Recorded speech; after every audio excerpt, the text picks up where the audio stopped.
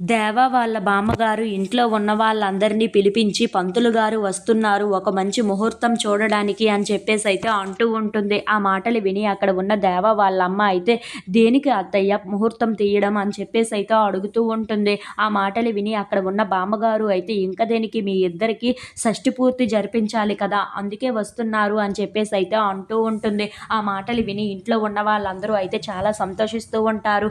ఇంతలో అక్కడ ఉన్న పంతులు గారు అయితే రక్తాలు కార్చుకుంటూ మరి దేవ వాళ్ళ ఇంటికి వస్తూ ఉంటారు.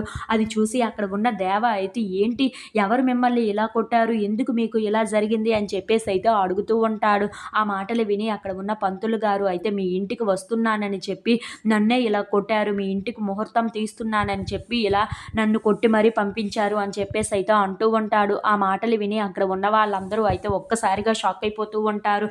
ఇంతలో అక్కడ ఉన్న దేవ వాళ్ళ అన్నయ్య మాత్రం మా మా మీద అంత కక్ష కట్టినోళ్ళు మాకు అంత శత్రువు ఎవరు ఉన్నారు అని చెప్పేసి అయితే అడుగుతూ ఉంటాడు.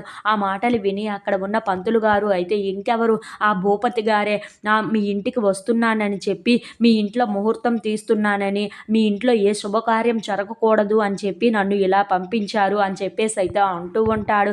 ఆ మాటలు విని ఇంట్లో ఉన్న వాళ్ళందరూ అయితే ఒక్కసారిగా షాక్ అయిపోతూ ఉంటారు. మీ ఇంట్లో ఏ శుభకార్యం జరగకూడదు అని, అలాగే ఎలాంటి మంచి ముహూర్తం తీయకూడదు అని నాకు చెప్పారు.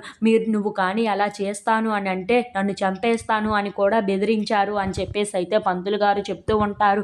ఆ మాటలు విని ఇంట్లో ఉన్న వాళ్ళందరూ అయితే ఒక్కసారిగా షాక్ అయిపోయి పంతులు గారి వైపు అలా చూస్తూ ఉండిపోతారు. ఇంతలో అక్కడ ఉన్న పంతులు గారు మాత్రం మీ ఇంటిలోని ఈ ముహూర్తం అయితే నేను తీయలేను అని చెప్పేసి అయితే నా ప్రాణాల మీదకి నేను తెచ్చుకోలేను అని చెప్పి అక్కడి నుండి అయితే వెళ్ళిపోతూ ఉంటారు. అది చూసి ఇంట్లో ఉన్న వాళ్ళందరూ అయితే చాలా బాధపడుతూ ఉంటారు.